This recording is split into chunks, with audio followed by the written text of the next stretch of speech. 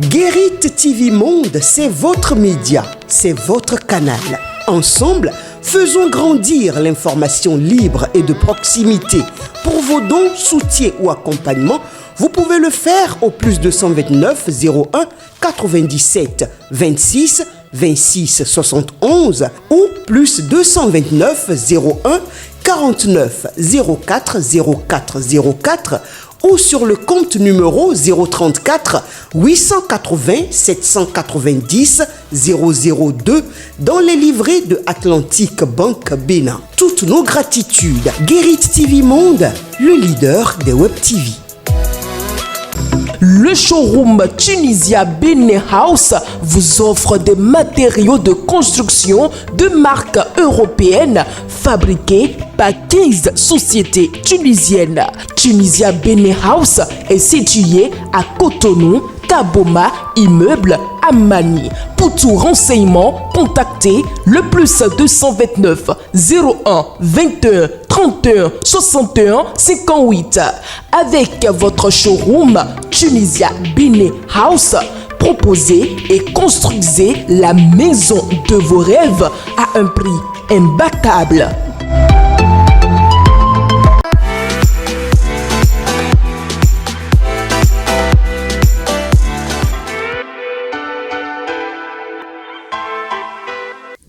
À tous et à toutes, bien le bonjour, tout le plaisir est pour nous de vous retrouver une fois de plus dans votre émission matinale sur Guérit TV Monde.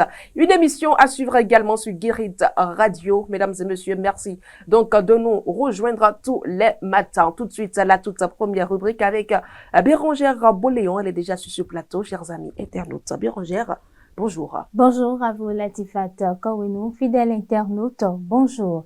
Nous démarrons la revue des titres de ce mardi par le quotidien Adjatia News qui titre en sa manchette du jour. 3e édition des grandes retrouvailles de la collectivité Adjavier à Porto Novo. Cohésion culturelle et solidarité au rendez-vous. Annette Alancy et son époux, Dr Yessoufou Maroya, donnent un éclat particulier à l'événement. Commémoration de la GISNA 2025, le Bénin réaffirme son engagement à concilier mémoire et avenir. Porto Novo, Charlemagne-Cotin adresse le bilan du Festival des masques et évoque les défis communaux. Toujours à la une du quotidien Adjatia News, on lit « Vie des partis politiques ». L'Union progressiste Le Renouveau suspend provisoirement les adhésions en provenance du bloc républicain. 15e édition de l'Université de vacances, le ministre Salimon Karimoun lance les réflexions sur la neuropédagogie. Championnat ouest-africain d'athlétisme région 2, Adjara monte sur le podium à Accra grâce à Richard Midi Guendo. Nous poursuivons par le quotidien Le Figaro National qui titre « Fin de mandat de Patrice Talon, les soutiens non cassés entre loyauté et amertume ». Dynamise Info, élection de 2026, positionnement contre pot de vin, les responsables des partis invités à décourager les collaborateurs véreux.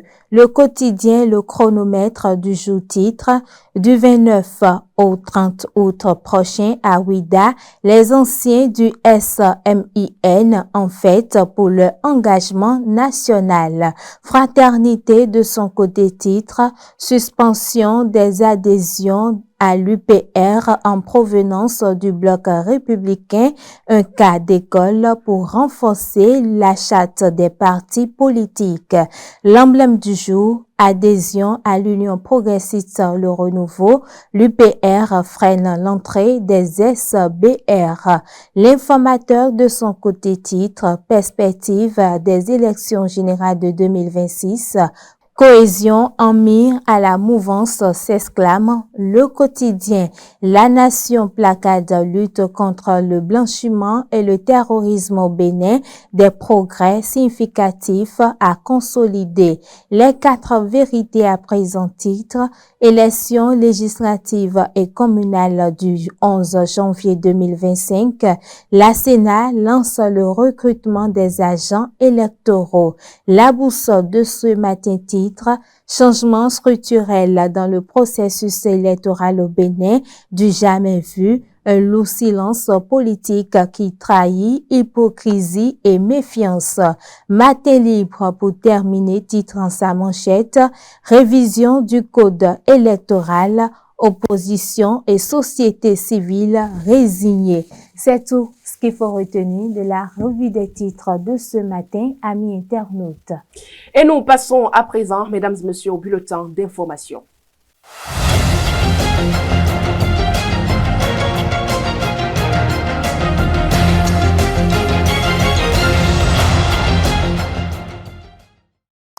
Mesdames, Messieurs, bienvenue dans ce bulletin d'information. La Cour constitutionnelle du Bénin a rendu son verdict sur la résolution numéro 2025-02 adoptée le 8 juillet dernier par l'Assemblée nationale et transmise pour contrôle de conformité.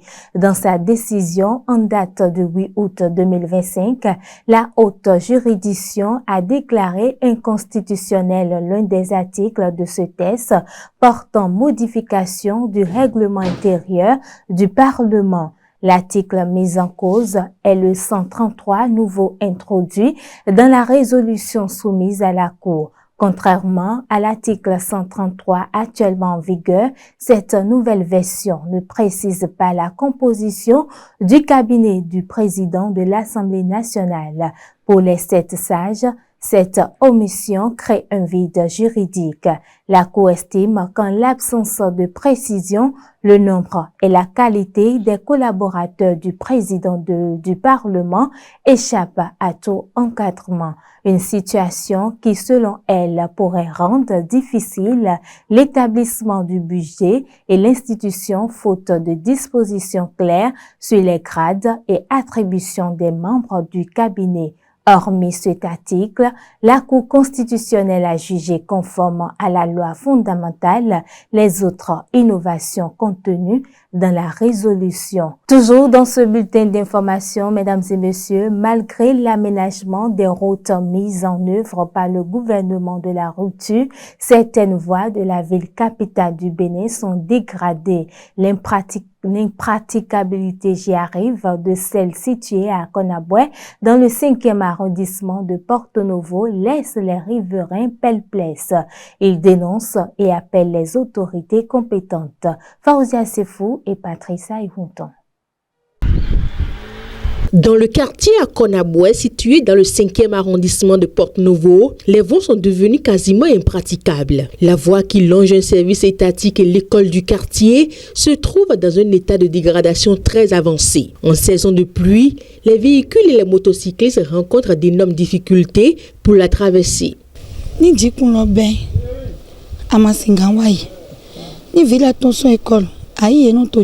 Notre zone d'habitation est très dégradée. Quand la pluie commence, c'est le calvaire ici. Nous n'avons plus accès à nos maisons. Les enfants ont des difficultés pour aller à l'école. La dernière fois, l'eau de ruissellement a failli emporter un enfant. Nous l'avons sauvé de justesse. Ils ont fait un caniveau. Normalement, un chantier avait débuté ici. Il y avait un caniveau, un grand caniveau qui est passé par ici, qui est le canal où tout l'eau qu'il y a dans la zone passe par ici et puis se renverse dans la rivière là-bas et tout. Ouais. Mais maintenant, ils n'ont pas pu terminer la voie et ils ont laissé ça comme ça, saccagé comme ça. Même les voitures n'arrivent plus à passer. Même les pneus des motos se gâtent et tout, mais on n'a pas la possibilité de... On a fait des recours pour qu'ils puissent venir réparer la voie et tout, mais on n'a pas eu de gain de cause en fait. Quand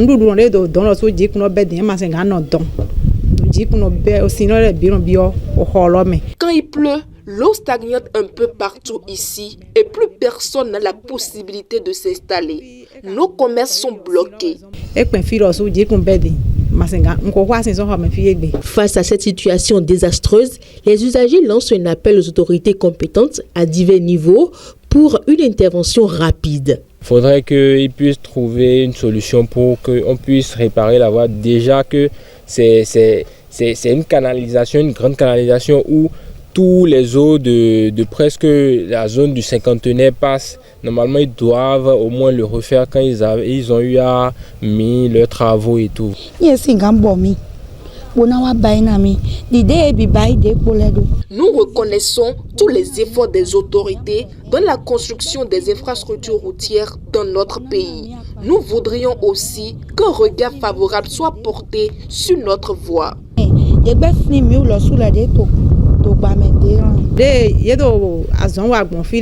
Notre souhait est que les autorités fassent quelque chose pour nous soulager de nos peines. Malgré les nombreux investissements réalisés dans la ville capitale pour la construction d'infrastructures routières, de nombreux défis persistent. La mobilité dans ce quartier reste un casse-tête, une véritable épreuve pour les habitants et les usagers. Du 18 au 24 août 2025, la police républicaine a mené à Abomey-Calavi, notamment à Godomé, une opération coup de poing contre l'insécurité. Bilan, 13 ghettos détruits, 118 personnes interpellées, dont 48 pour vol, 3 pour cybercriminalité et 24 arrêtés dans les ghettos. Un réseau de vol de compteurs Soneb a été démantelé avec 4 individus arrêtés et 7 compteurs saisis. La police a aussi récupéré une moto volée confisquée, 30 motos, dont 7 suspects et saisi divers stupéfiants, 34 sachets de chicha chanvre indien et psychotropes.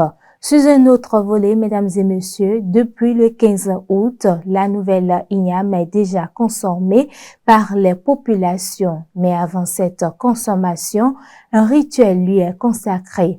Olori Baba Adjana Oro, Bernard Adjibodou en parle dans cette interview. Nous avons les Hueduto, nous avons les Taïnos, ce que vous appelez Tassino, qui sont là, qui sont les garants du temple sacré des morts, ça veut dire Yoho. Donc, dans chaque sanctuaire des morts, chaque année, le Taïnon et le Hueduto, le chef de collectivité, ils achètent les colas, les 3 sortes. Il y a ce qu'on appelle communément Ahoé, Ata, Avi. Donc, ils achètent ça avec l'igname. Et on laisse ça, ça passe la nuit dans le temple. Le lendemain matin, maintenant, les 2 personnalités avec quelques sages viennent prier et immoler l'igname. Ce que nous disons communément chez nous, il y en a où Tevi, il y en a où Té. Donc c'est en ce moment qu'ils vont prier pour la famille, pour la communauté dans laquelle ils sont issus. Et exactement comme on prie avec les colas, ils prient et ils jettent les 2 bouts. Si c'est 4, elles arrivent à trouver les 4 bouts et on jette pour voir si les ancêtres ont accepté. Si c'est accepté, c'est en ce moment on prépare et on mange. Avant de manger, on donne aux divinités. Aussi, on fait ça aussi pour les jumeaux, les sapata, au goût, toutes sortes de divinités. On fait ça. Si cet rituel n'a pas eu lieu dans la famille, les enfants commencent pas à tomber malades, spécialement la toux, la fièvre. Alors, les parents disent aux enfants de ne pas consommer de l'igname jusqu'aux prières et libations. Même en qualité des égunguns, ils le font. Que ce soit n'importe quelle divinité, dans le Bénin, on doit immoler l'igname. Si quelqu'un a sa maison et la maison est devenue une maison familiale, il y a une divinité qui protège la maison qu'on appelle Huedo, on lui offre l'igname d'abord.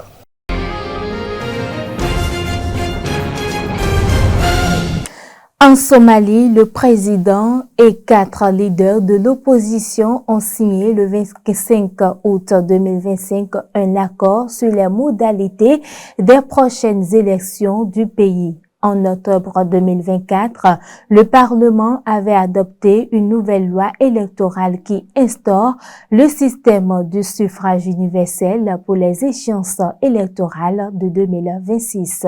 Voici les précisions.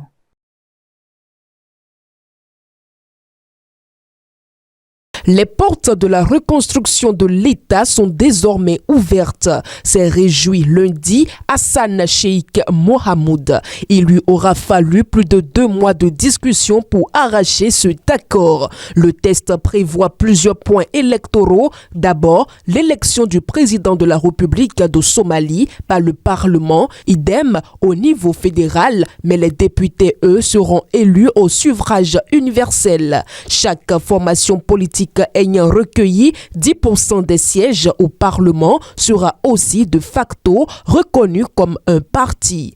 Enfin, les acteurs politiques s'engagent à participer à la transition vers le système une personne, une voix. Ce dernier point représente une victoire majeure pour Hassan Sheikh Mohamoud, même si pour cela, il a dû faire des concessions. Son projet initial prévoyait en effet l'élection du président de la République et des présidents fédéraux au suffrage universel. Je cite, « Il devra désormais composer avec l'opposition », fin de citation, explique une source proche du Parlement. Cet accord a provoqué l'explosion de Forum pour le salut national, principale coalition d'opposition du pays. L'ancien président, Chérif Cheikh Ahmed, continue de penser que le contexte sécuritaire somalien, notamment, ne permet pas une réforme électorale de cette ampleur. De la Somalie, nous allons en Tanzanie où la campagne électorale s'ouvre ce 28 août 2025 dans un paysage politique bouleversé à 2 mois des élections générales d'octobre. La présidente Samia Suluhu Hassan a appelé le 24 août à des élections libres et équitables, un message qui s'inscrit dans une stratégie de réconciliation et de réforme. Mais au même moment, le principal parti d'opposition, Chadema, est de facto exclu du scrutin pour ne pas avoir signé à temps les formulaires requis par la commission électorale. Une absence qui pourrait rebattre les cartes de l'opposition. C'est lors d'une prière organisée par des leaders religieux à Dar es Salaam que la présidente de Tanzanie, Samia Suluhu Hassan, a lancé son appel. Des propos qui s'inscrivent dans la stratégie de réconciliation et de réforme portée par le CCM, le parti au pouvoir, explique Thomas Kibwana, analyste politique.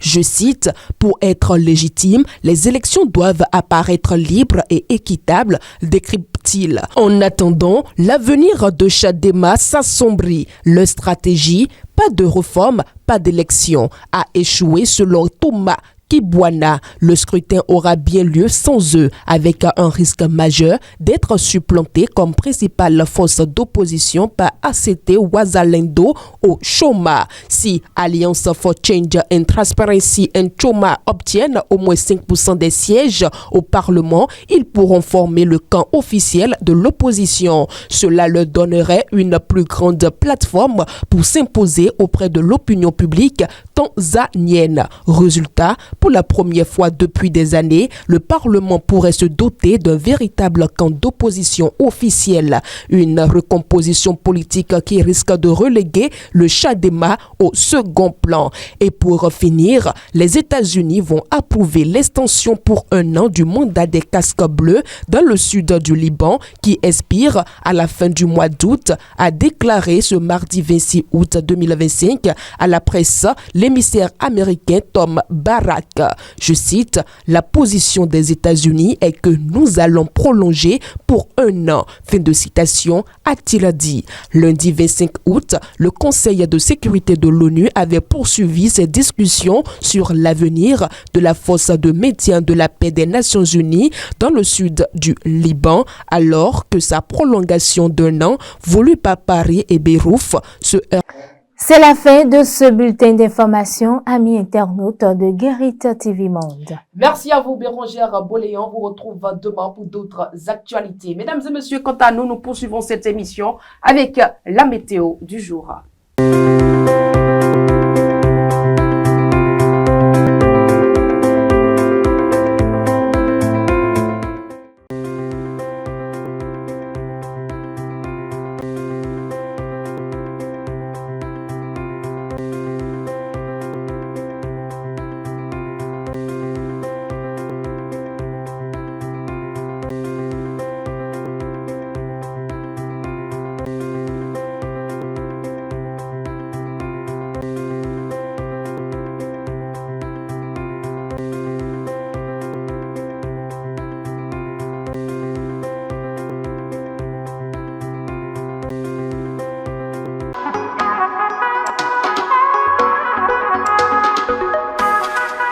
Et dans la note culturelle du jour, chers amis internautes, allez vibrer avec la chaleur de la lune, une pièce qui vous emportera entre rire, frisson et réflexion. Sur scène, les comédiens donnent vie aux mots avec une intensité que seul le théâtre peut offrir. Un rendez-vous à ne pas manquer pour vivre ensemble la magie du spectacle vivant. Juste parce que le théâtre, c'est plus qu'un divertissement, chers amis internautes. C'est une rencontre, un partage, une expérience unique qui ne se réjoue jamais deux fois de la même façon. Ne manquez pas de ressentir cette émotion à l'état pur en direct le vendredi 12 septembre prochain à l'Institut français de Parakou à partir de 20h30 minutes. Et surtout, l'entrée est gratuite. Allez donc nombreux soutenir la création et célébrer le talent de nos artistes béninois. Ainsi prend fin la note culturelle du jour. On se retrouve tout juste après la pub. Vous organisez un mariage, un anniversaire, un baptême, un séminaire, un spectacle, un meeting politique ou tout autre événement, Guérit TV Monde vous propose un service de sonorisation professionnelle de meilleure qualité. Pour plus d'informations, contactez-nous au +229 91 19 10 10. Guérit TV Monde, le leader des Web TV.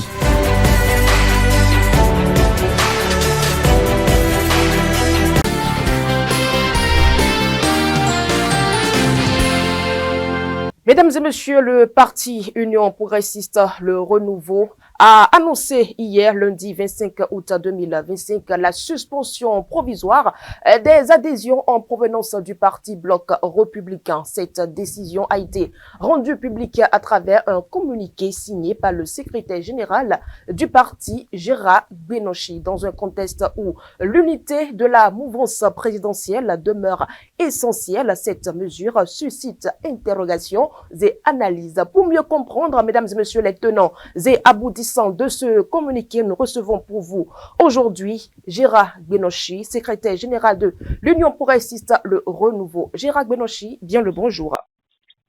Bonjour, cher ami journaliste.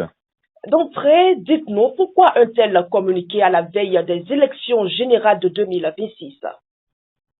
Merci beaucoup. Je pense que le communiqué comporte dans son corps les motifs qui nous ont conduits donc à sortir cette décision à l'endroit donc de tous les militants de l'Union progressiste Le Renouveau. Vous savez que nous sommes dans une phase critique, une phase sensible. Nous tendons vers les élections. Oui. La mouvance présidentielle se doit donc de prendre toutes les dispositions pour préserver la discipline interne, sa stabilité, préserver aussi les équilibres internes pour permettre que nous puissions aller vers les élections en rang serré pour pouvoir gagner ces élections. Donc voilà, il s'agit donc d'une décision en principe conjointe, unanime au sein de la mouvance, pour que les migrations entre parties de la mouvance cessent, notamment en ce qui concerne les élus, ceux qui occupent des postes de responsabilité. Il est vrai que dans l'esprit de l'achat des partis politiques et de la constitution de notre pays, l'adhésion et la sortie des partis politiques est libre pour tout citoyen béninois. On ne peut pas interdire à un militant d'aller vers un parti politique, mais en ce qui concerne ceux qui sont des élus, vous savez aussi que nous avons voté le code électoral de notre pays en ce qui concerne la disposition relative au parrainage, par exemple, dit que les parrains potentiels ne peuvent parrainer que le candidat porté par le parti sur la liste duquel ils ont été élus. Ça veut dire que ça, c'est une restriction disciplinaire pour permettre de préserver la stabilité des partis politiques. Cela n'entrave en rien à la liberté d'adhésion que la Constitution aux organisations que préserve, que garantit donc la Constitution. Donc voilà en gros ce qu'il faut retenir. Alors, ce n'est pas que le BR est en train de se vider de ses membres électifs au profit de l'UPLE. Non, pas du tout. Pas du tout. Le BR ne se vide pas. Le BR, le Bloc républicain, est un parti solide, comme l'Union progressiste est un parti solide de la mouvance présidentielle. Il n'y a pas de mouvement massif d'un parti vers l'autre. Le BR ne se vide pas, l'Union progressiste ne se vide pas, mais il s'agit simplement des mesures que nous avons prises à la veille des élections pour garantir la discipline interne, la stabilité qui nous permettrait donc au niveau de la mouvance présidentielle de voir clair pour pouvoir confectionner nos listes très prochainement. Mais pourquoi interdire uniquement les adhésions des membres électifs en venant du parti présidé par le ministre d'État Abdoulaye Diotane? Ne considérez-vous pas les partis RN et Mouel Béné également membres de la mouvance présidentielle qui peuvent quitter le parti au détriment de l'UPLE Renouveau? Non, ce que nous disons en direction du Bloc républicain vaut aussi pour les autres partis de la mouvance présidentielle, mais vous savez que s'il faut compter les partis qui ont d'élus aujourd'hui, les autres partis de la mouvance n'ont pas d'élus. Donc, si nous parlons d'élus, donc il n'y a que le Bloc républicain qui soit concerné au sein de la majorité présidentielle. Cela dit, êtes-vous prêt à accueillir les militants à la base du parti Bloc républicain? Les militants à la base, je vous ai dit tout à l'heure que la loi garantit la liberté d'adhésion et sortie des partis politiques, mais la mesure que nous avons prise vise seulement à préserver donc les responsables d'un certain niveau et les élus, parce que ça fait désordre de voir quand même que des gens qui sont à un niveau de responsabilité des élus, à l'approche des élections, face des mouvements de va-et-vient. Donc nous avons voulu, au sein de la mouvance présidentielle, donc préserver tout cela, pour voir clair afin de pouvoir confectionner très prochainement nos listes avec sérénité. Et y aura-t-il dans les prochains jours un communiqué interdisant la démission des membres électifs ou des responsables occupant des postes prépondérants au sein de l'UPR qui souhaiteraient désormais rejoindre le parti Les Démocrates? Nous n'avons rien à dire en ce qui concerne au niveau de la mouvance. Nous n'avons pas à parler des partis qui ne sont pas de la mouvance. Donc le parti Les Démocrates ne nous concerne pas. Nous n'allons rien dire au niveau donc de la mouvance. Il ne faut pas interdire à un militant de quitter un parti de la mouvance pour aller vers l'opposition. De même que personne ne peut interdire à un militant de l'opposition de venir dans la mouvance. Personne ne peut refuser cela, parce que la Constitution garantit cela, le Code électoral garantit aussi cela, mais la mesure que nous avons prise n'est une mesure au sein de la mouvance présidentielle, qui est une mesure disciplinaire interne. Vous savez aussi qu'avec le Bloc républicain, nous avons un accord de gouvernance au niveau donc des communes. Donc nous devons préserver la bonne application de cet accord. L'esprit de notre décision doit être vu surtout par rapport à cela. Alors donc, dans les prochains jours, le Bloc républicain sortira également un communiqué du genre. Ce n'est pas exclu parce que c'est une décision conjointe. Alors, dans votre communiqué, vous avez évoqué la nécessité de maintenir la discipline au sein de la mouvance, la stabilité de la majorité, le respect des équilibres internes. Est-ce une manière de reconnaître que le système, la réforme du système partisan a quand même des failles? Non, ce que nous disons là n'a rien à voir avec la réforme du système partisan. Dans toute démocratie qui fonctionne bien, il y a de ces genres de mouvements-là. Cela n'a rien à voir avec la réforme du système partisan. Vous savez bien, la réforme du système partisan, les gens peuvent dire ce qu'ils veulent dire, mais moi je pense que c'est une belle réussite, c'est que nous devons continuer donc à préserver, à consolider, et la mesure que nous venons de prendre participe bel et bien à cela. Tout faire pour donc préserver la stabilité donc des partis politiques. Je pense que la décision s'inscrit donc dans cette perspective-là. Honorable Gérard Benochi, quand le parti jugera-t-il nécessaire de lever cette mesure? Est-ce après les élections générales de 2026? on a dit suspension provisoire. Donc, nous aviserons, puisque je vous ai dit, tout ça, il a situé ça dans un contexte, il a dit bien dans la perspective des élections, quand les élections passeront, je pense que nous aviserons et verrons le moment où cette mesure sera levée. Avant de terminer, on aura Gérald Benochi. Certains observateurs interprètent déjà cette mesure comme un signe de tension entre l'UPR et le BR. Que leur répondez-vous? Il n'y a aucune tension entre l'UPR et le bloc républicain. Nous travaillons en bonne ambiance et nous avons même des comités conjoints qui continuent de travailler. Nous avons des réunions prévues, des plénières de ces comités conjoints qui travaillent pour pouvoir consolider la majorité et puis nous souder, rester en rang serré pour faire face aux prochaines échéances que nous comptons gagner coûte que coûte au sein de la majorité présidentielle. Et pour terminer, quel message souhaitez-vous adresser aux militants de l'UPR, aux sympathisants du bloc républicain et plus largement à l'opinion publique suite à cette directive?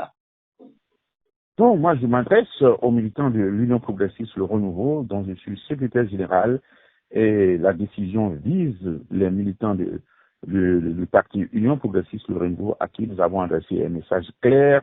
Nous ne voulons plus accueillir dans nos rangs des élus du bloc républicain ou des personnes en des positions d'un certain niveau venant donc du bloc républicain.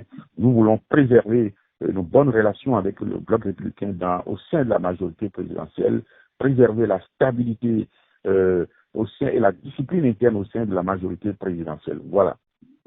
Merci à vous, Gérald Benochi. C'est vrai que j'ai encore une dernière question qui me vient là à l'esprit. Comment l'UPR compte-t-il gérer les frustrations éventuelles des membres du bloc républicain qui souhaitaient rejoindre votre formation politique?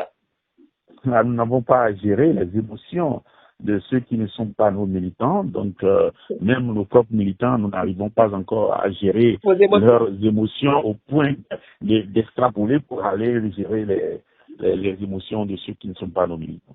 Merci à vous, honorable, et très bonne journée à vous. C'est moi qui vous remercie. Très bonne journée à vous. Merci. Oui. Mesdames et messieurs, c'était donc l'honorable Gérald Benochi, secrétaire général du parti l'Union progressiste Le Renouveau, dans votre rubrique interview matinale. Nous poursuivons donc votre émission tout juste après ceci.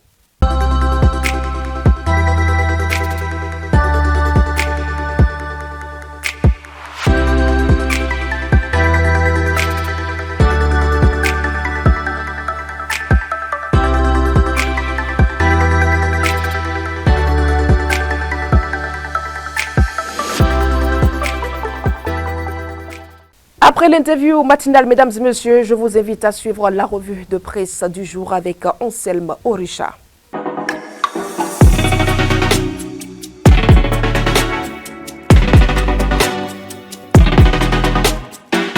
Amis de la revue de presse, mesdames, messieurs, bonjour. Le parti Union progressiste Le Renouveau suspend jusqu'à nouvel ordre les adhésions en provenance du bloc républicain. C'est l'une des principales informations traitées par les quotidiens ce mardi, dont Fraternité, l'emblème du jour, la boussole, les 4 vérités Adiaté News et l'informateur. C'est une suspension provisoire, souligne Adiaté News. En tout cas, l'UPR freine l'entrée des SBR, clame en manchette l'emblème du jour.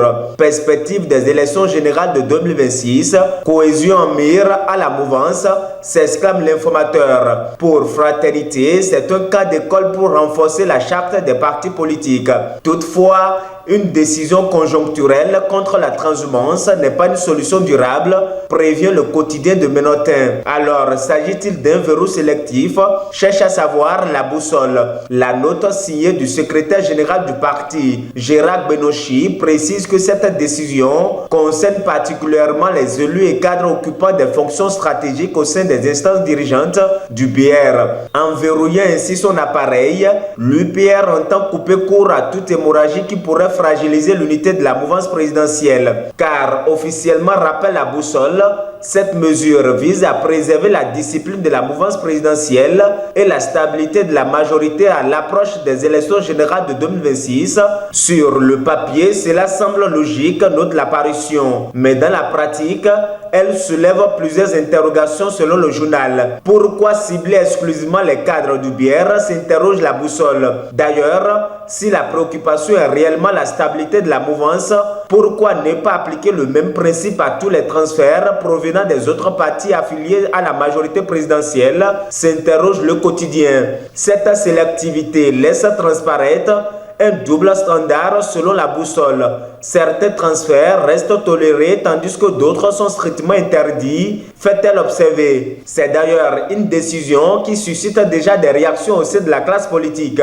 Les 4 vérités nous proposent celle de Dr Bette Kovi, qui selon lui s'agit de la ruse et la rage, rapporte mon confrère. Si l'UPR veut réellement démontrer que les deux partis sont unis pour le meilleur et pour le pire, elle doit cesser de claironner sa propre candidature auprès des populations, selon Dr Bette Kovi, car une telle communication laisse croire que les élus du Bière quittent massivement leur parti pour rejoindre l'UPR et qu'il fallait ainsi arrêter INSEE. Or, c'est de l'UPR que les militaires élus quittent pour LD, tient à clarifier le président de la dynamique Talon Continu. Pendant ce temps, la Commission électorale nationale autonome Sénat poursuit son calendrier électoral. Selon les 4 vérités, l'institution en charge de l'organisation des élections a lancé le recrutement des agents électoraux. C'est à travers un avis d'appel à candidature rendu public ce lundi 25 août 2025. 3 catégories d'agents sont recherchées selon la note de la Sénat relayée par la boussole et les 4 vérités. Les personnes intéressées peuvent postuler dans la catégorie des coordonnateurs d'arrondissement et de zone et la catégorie des assistants de coordonnateurs d'arrondissement et de zone, ainsi que dans la catégorie des membres de postes de vote, renseigne les parutions. On reste toujours en politique, notamment sur les perspectives pour les élections générales de 2026. Alors qu'ils étaient tous attentifs à la révision du code électoral, perçue comme une source de tension, la société civile et les partis d'opposition, après plusieurs mois de contestation, se retrouvent maintenant dans un silence inquiétant, fait observer Matin Libre. Qu'est-ce qui peut expliquer ce retrait alors que les dispositions contestées pourraient encore être modifiées en cas de consensus, se demande mon confrère. Ce qui est évident, c'est que la révision du code électoral reste un enjeu majeur, souligne le journal. La boussole ne dira pas le contraire quand, selon elle, le code électoral est la clé pour gagner les élections en 2026. Dans un autre registre à présent, la nation note des progrès significatifs dans la lutte contre le blanchiment des capitaux et le terrorisme au Bénin. Selon le journal du service public, le groupe intergouvernemental d'action contre le blanchiment d'argent en Afrique de l'Ouest, GIABA, a salué les efforts entrepris par le Bénin pour mettre à niveau les dispositifs nationaux de lutte contre le blanchiment de capitaux et le financement du terrorisme.